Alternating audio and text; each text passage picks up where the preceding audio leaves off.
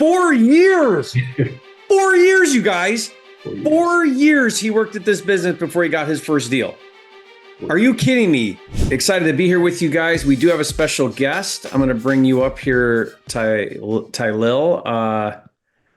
So Tylil, thank you for joining us on this interview here. I'm excited to talk with you. You got started in real estate a little while ago and have been doing some land deals, it sounds like. Is that right? Correct. Cool. So let's break this down.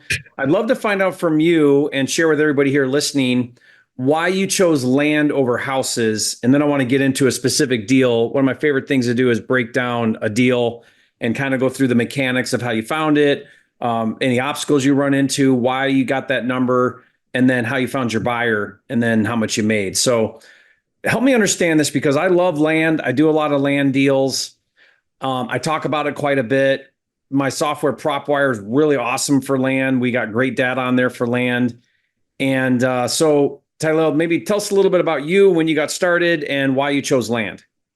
Okay, well, first, before I start, it's an honor to talk to you. I've been watching you for a long time, so I greatly appreciate the honor to, come on here and talk to you guys. But my name is Tylil Gurley. I'm 25. Actually, I'll be 26 in about a week or so.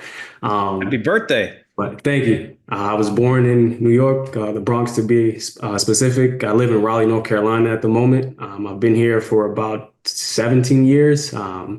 So this is home to me out here in Raleigh, North Carolina. I've gotten into real estate back in 2020.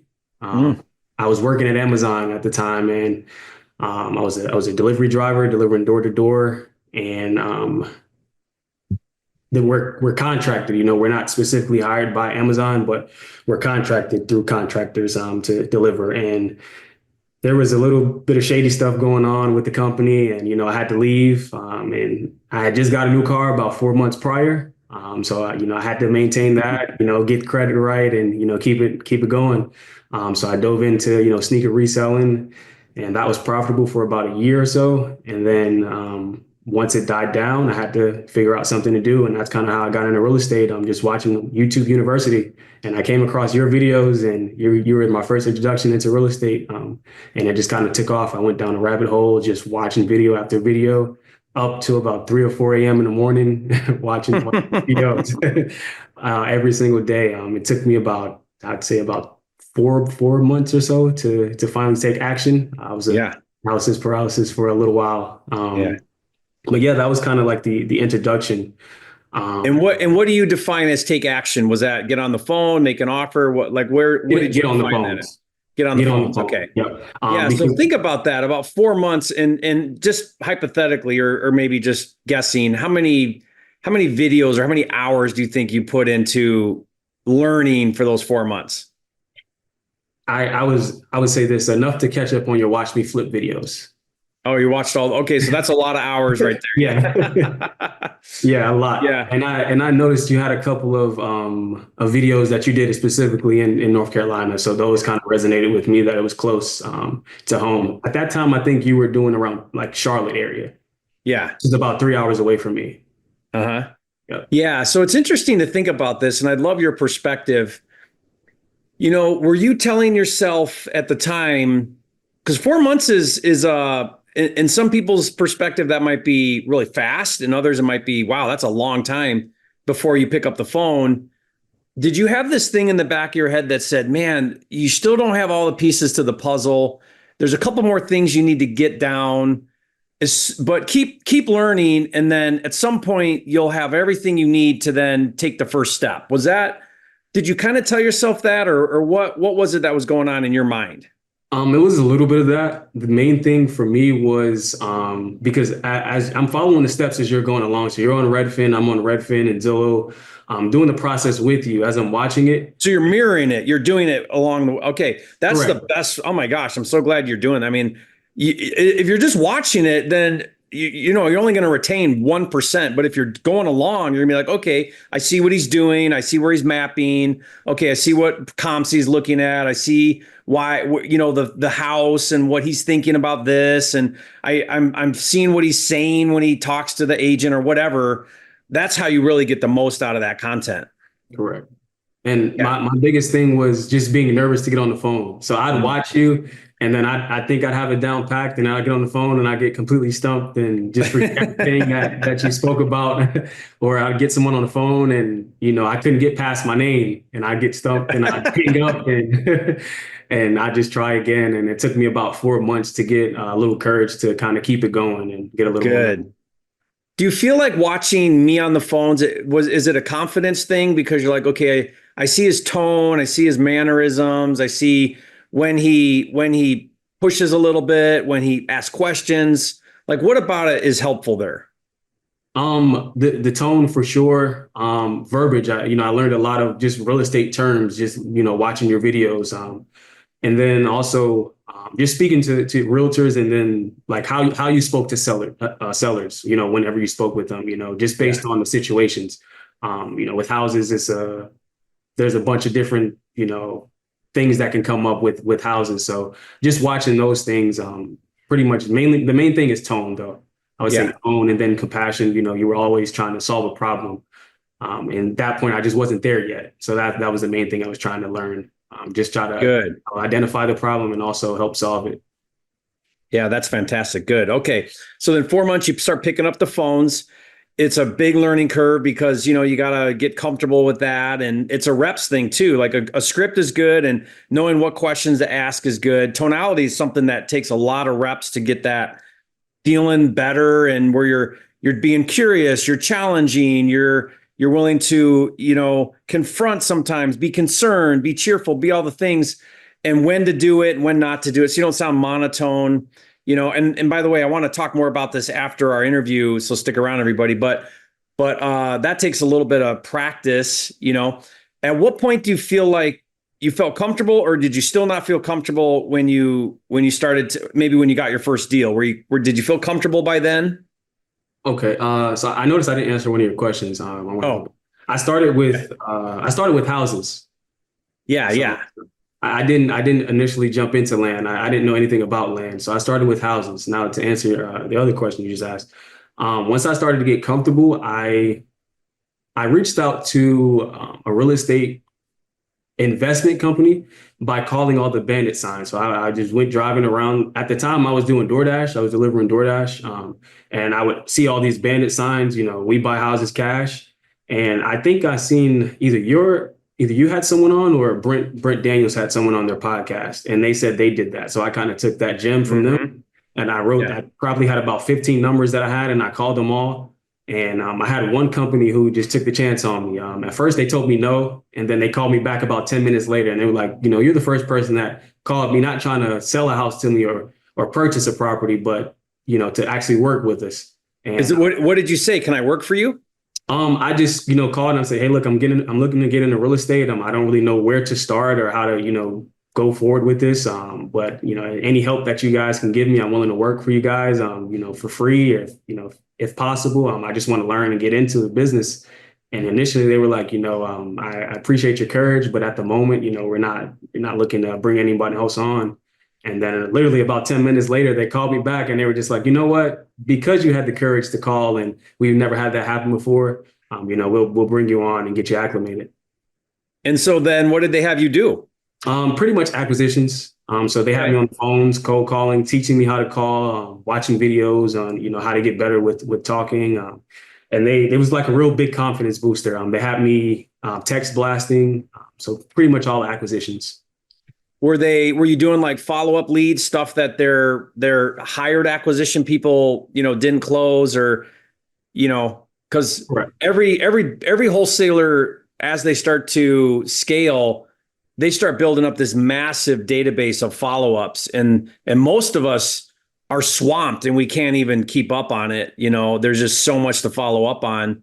Is that where they put you? Yeah. Yeah, that's the best place for. That's what we do. We take some of our fast track students, and I know with Jordan Budd, one of my partners. He takes on our fast track students, and it's like, hey, I'll put you on the phones. You warm the leads up. Once they're warmed up, give them back to us. We'll close them, and we'll pay you something. And it's a great place to just start getting practice and comfortable on the phone. So that's awesome that you did that. I love that. And that's kind of how it started. Just me getting comfortable. I was still watching your videos. So I would wake up every morning before I called, I would watch your video to get the confidence, and then Love that. I would start calling. That's so cool. Did you land any deals for him? I didn't. I got really close in Detroit. And this Okay. actually wasn't a deal in their pipeline. It was Yeah. a Facebook Marketplace lead, and I just didn't know. They just didn't know the Michigan market, so they didn't have any buyers or anyone out there. And I talked someone down from about 25,000 and got them down to 10,000, and they were ready for the contract. And Mm. yeah, I sent it over to my partners, and they just didn't have any buyers. They didn't want to. Oh man, I wish I would have known about it. I know a bunch of guys out there. So, okay, so how long did you stay with them? But probably around 6 to 8 months. Okay.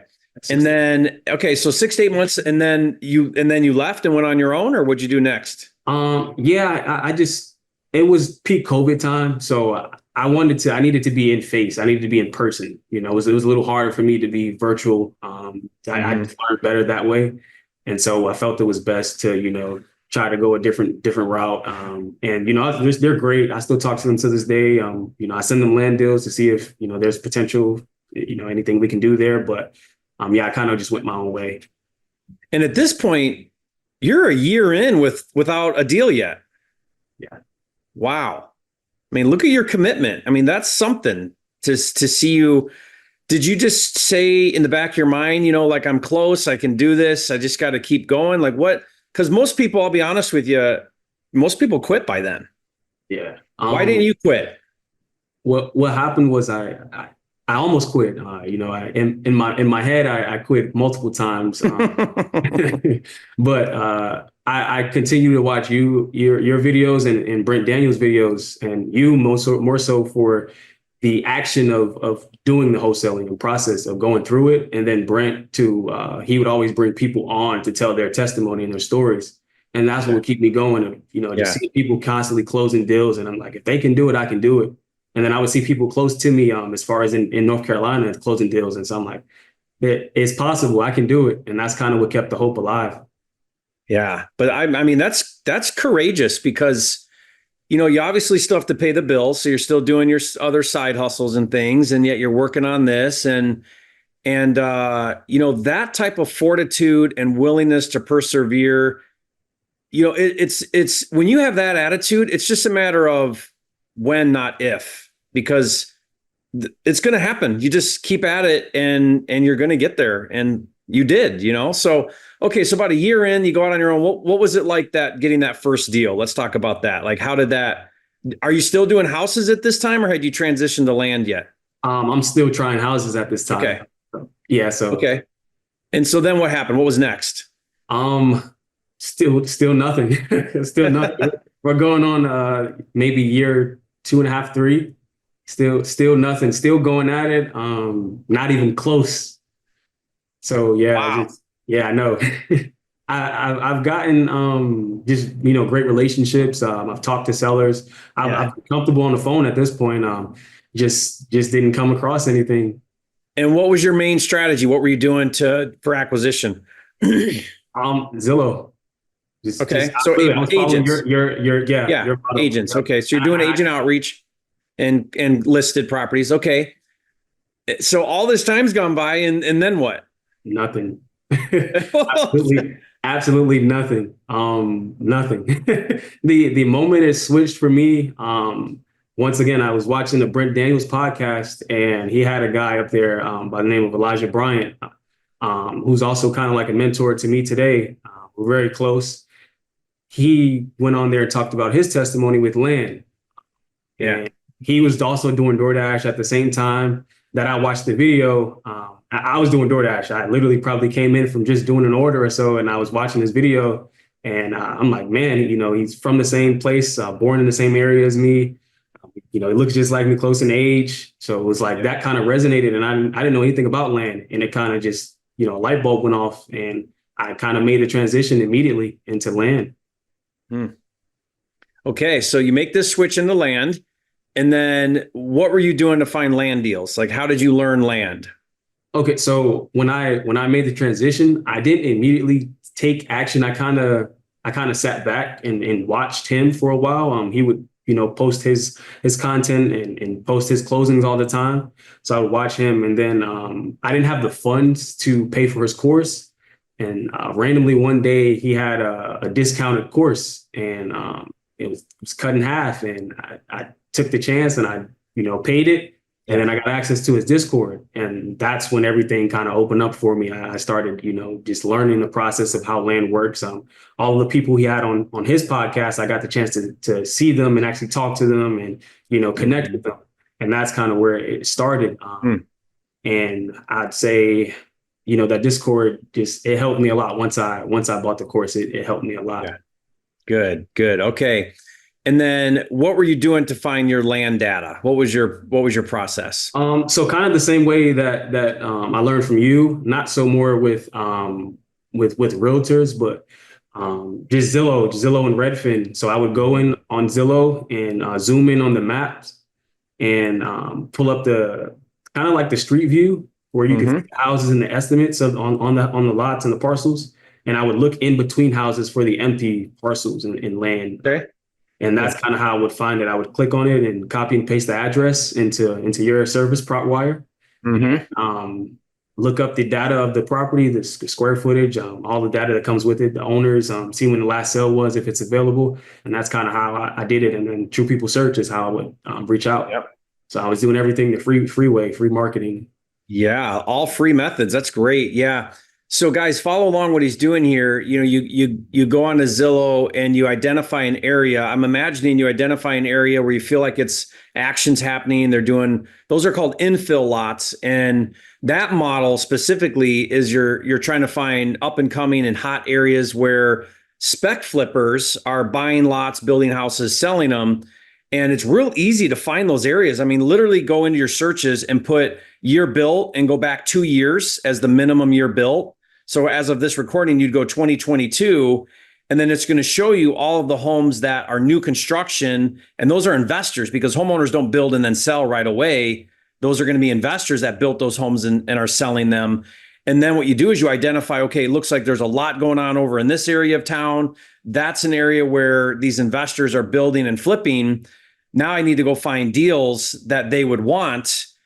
You can even look at what they paid for their lots. Now you know who your buyers are. Then you go in there and you start doing your investigative work. Use PropWire. You can go right in there. What's cool about PropWire is you can look in there and say, okay, when did it sell? What did it sell for? Do they own other lots?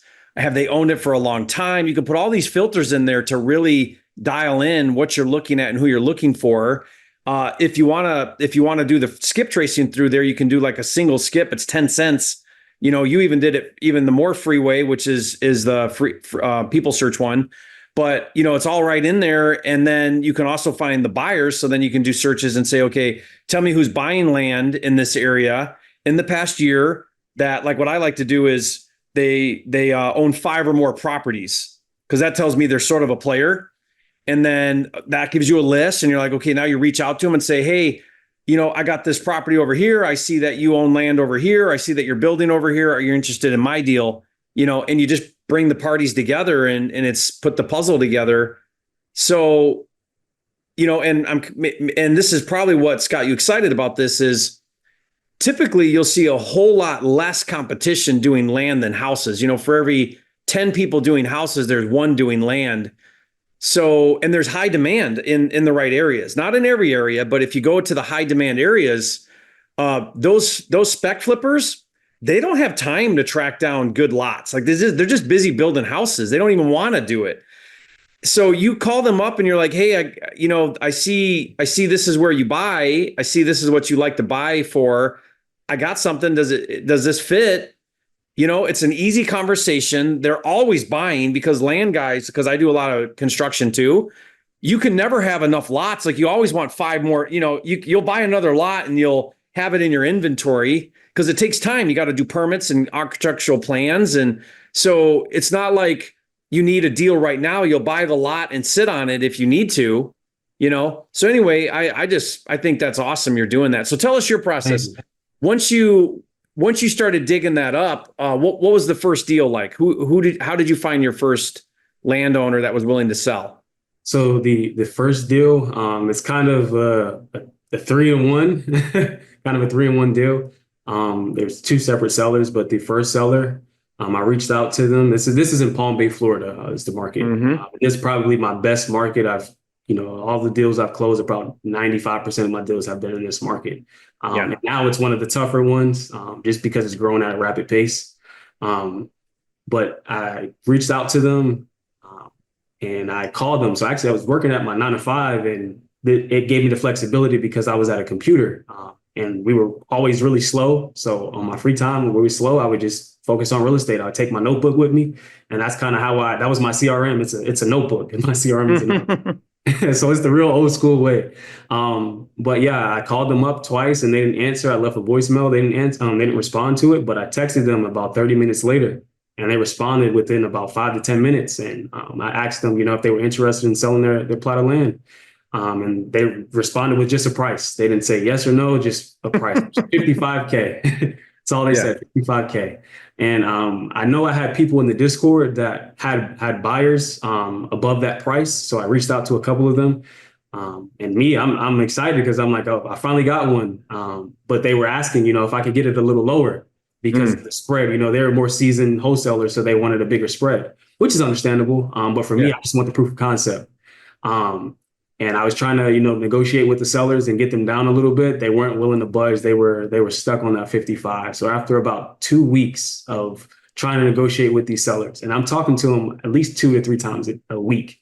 I'm not trying to bug them. I'm just trying to get to know them and also, keep them in mind that I'm also interested in purchasing a lot, or in our instance, assigning a lot.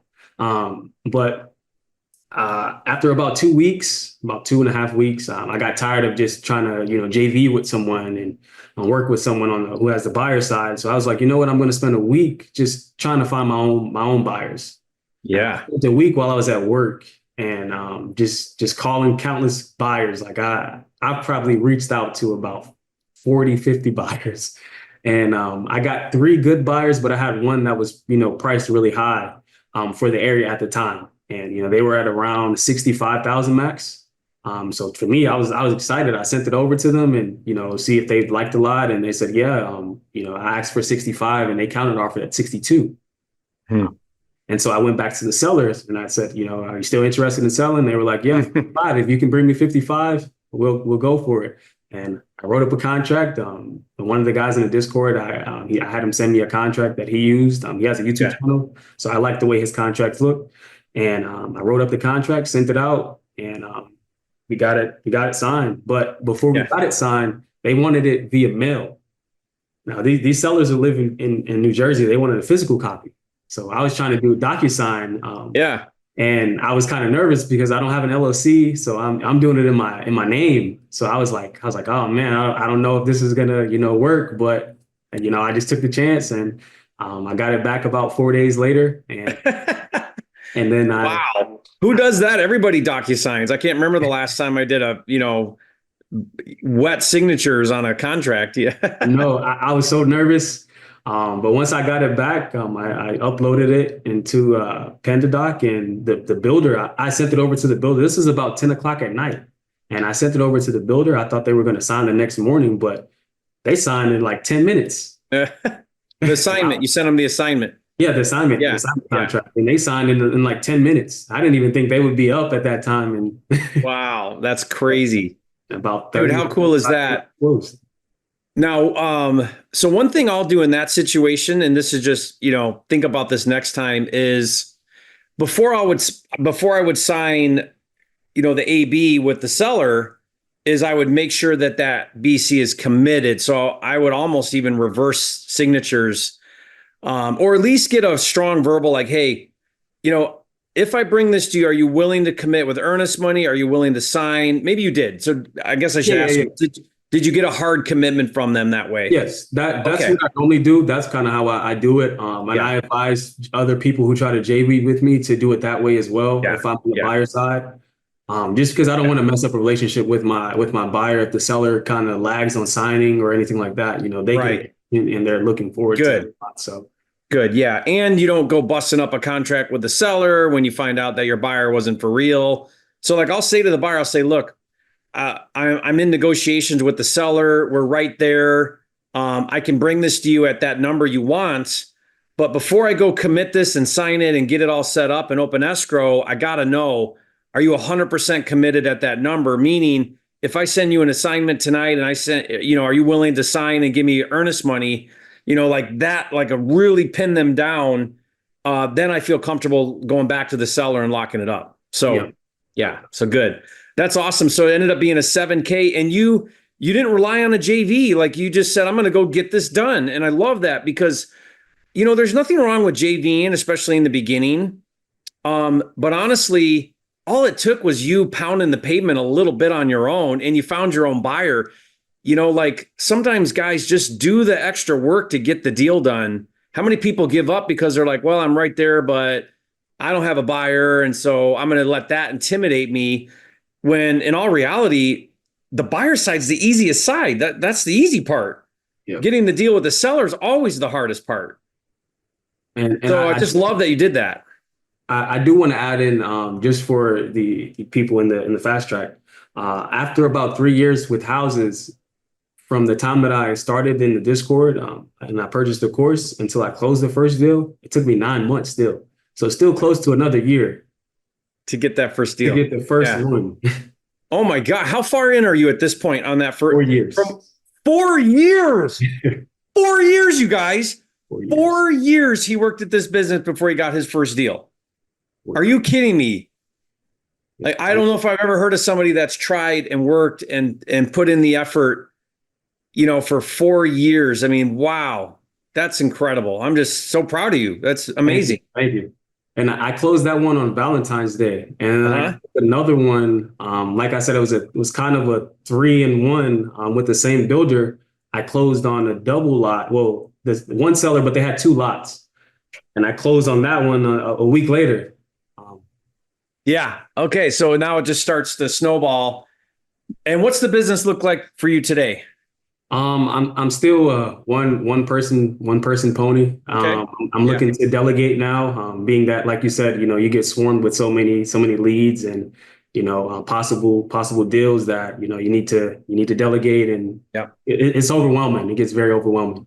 Yeah.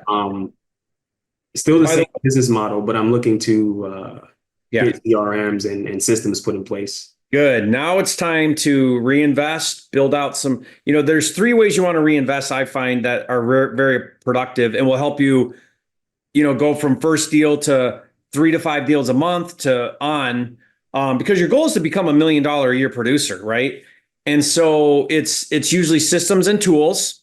It's going to be marketing, and it's going to be coaching, like those 3 areas. If you could, the more you can carve out as you do your initial deals into those areas, the faster you'll grow the business.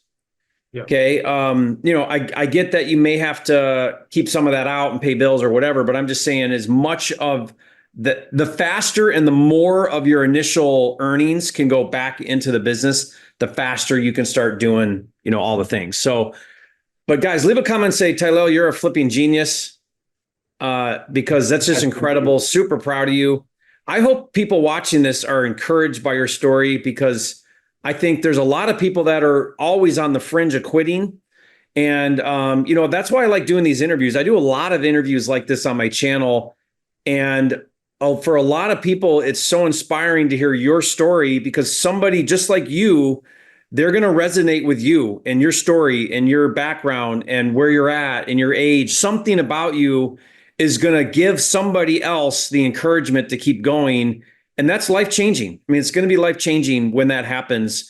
And I just see it over and over again. And I'm just so thankful to be a part of that process a little bit in your life, and to bring to light what you've done so that you can inspire others as well. It's just amazing, because you are now on a trajectory that will not just change your life, your family's life, but generations, because you're going to pass down now skills and mindsets around this that will affect lots of lives. So good for you.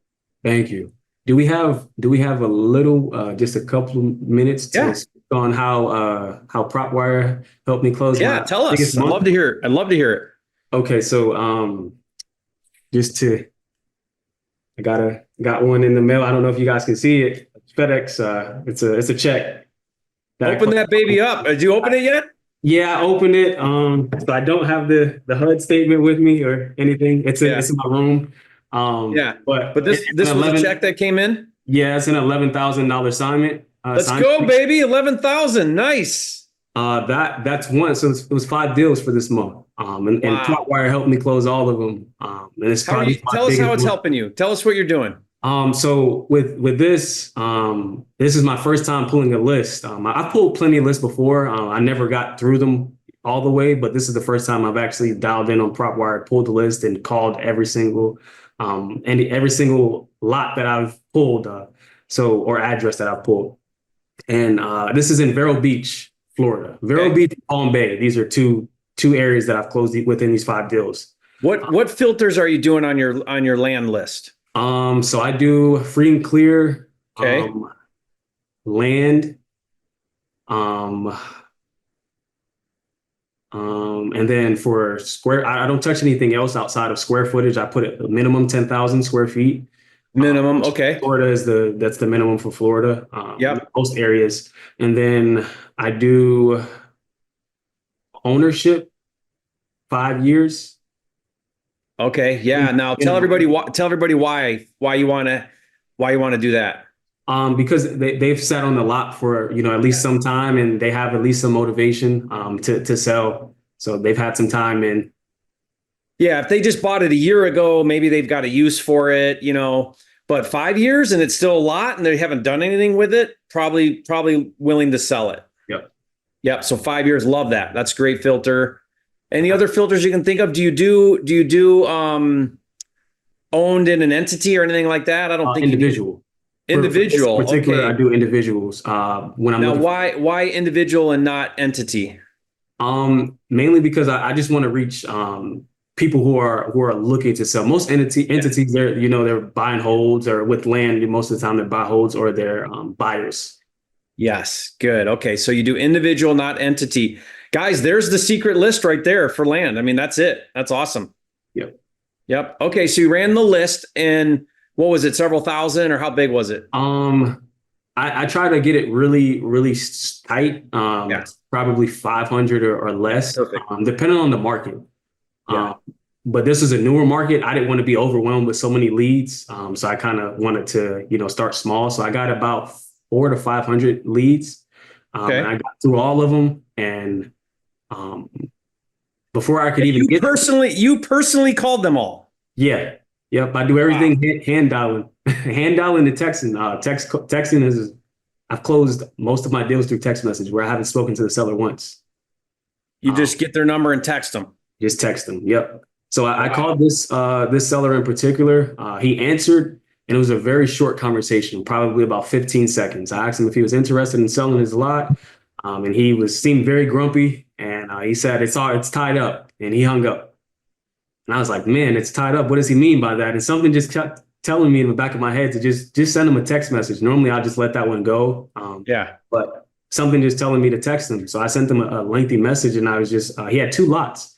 And I was just letting him know, I'm interested in purchasing your lots. These are my offer prices. Because I know my builder's price already, where they're at. I feel comfortable enough to send the offer price in the initial text message. And that's one of my strategies. And I try to tell people who I work with, as far as who are looking to JV with me, use that sometimes in your tactics, because when we're with land, we already know the builder's price versus when we're looking for houses, we don't know what they'll pay. So we have an upper hand. We can offer we in the initial offer, and it lets me know from the people who are serious and not. It saves me a lot of time going through conversation for a seller not to even be interested. Yeah, no, that's great because you've taken the time to invest. I call this investing in your market, meaning you learned your market, you know what the values are, you know what the going numbers are, you know what buyers are paying. So that gives you a huge advantage on the front end because you can now go in with a very strong offer to sellers because you already know your back end. And the better you understand your back end, the easier the front end gets, And this is not just land, this is houses or anything. Just learn your market so well that you know the numbers and you know exactly what they pay. And so that's giving you this huge advantage. So when you can go right into the sellers and say, even on text, hey, I can pay this, here's my offer. Boom, you're now very effective. Yep. Yeah. Now, one thing that's crazy to me is you personally cold called everybody. And I just have mad respect for your ability to put in the work to do this business. Thank I you. would highly suggest now that you outsource that same activity to a cold caller. In fact, I'm going to put in the chat. I'm really heavily promoting and endorsing Run It Remote. I love their cold calling agency. That's very affordable. They're $650 an hour right now for cold callers, and they're trained well, they're qualified well. And what I love about Run It Remote is they do a 2-step qualification process. So the caller gets on, they get a hand raise. Yes, I want to sell my property. And then it goes through a quality assurance where then somebody else listens to the call and makes sure that it passes, the sniff test before it comes over to you. Now you could give them some custom scripts because you're doing land. So it's, it'll be a little unique to what, houses sounds like. And you'd have to think through if you're going to put a number in that initial call, like an offer number. Probably not if you're going to have a cold caller just calling a list. But it's something that you should consider because I think you might, if they do it right, then you're going to get 1 to 2, we're seeing 2 to 3 leads a day for one full-time cold caller. And then we're seeing conversions around 1 in 50 or so. Okay. So one cold caller should generate about one deal, one contract a month. And it's fairly inexpensive. You're going to pay, $1,200 or something for a full-time cold caller for an entire month. Wow. So it's not free, but it's pretty cheap. Yeah. And if you're getting the data for free on PropWire, you're getting some deals for pretty inexpensive, and you're outsourcing it, so you're not doing it. Exactly. Yep.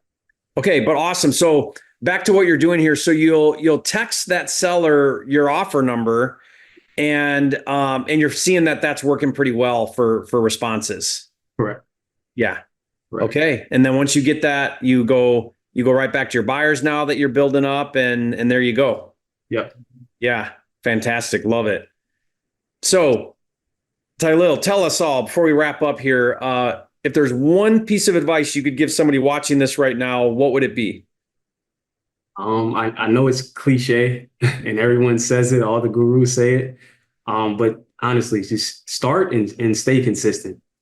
Stay consistent. I mean, I'm a living, walking testimony, 4 years. And that's why, I wanted to come on here and I'm grateful I got the opportunity to tell my story because, I just want to inspire people to just keep going. You could be right there. 4 years is a long time to be committed to something and see no results. But, it's happened for me this year, and this is my 14th deal I've closed today. Yeah. So closed 14 deals, and, I just want to keep it going, but just stay consistent. Love that. I mean, that's the truth about all of this. Stay consistent, you guys. Tylil, do you regret it? Do you regret those 4 years? No, not at all. It was worth it. Yeah, it was. Okay. Love that. Awesome. All right.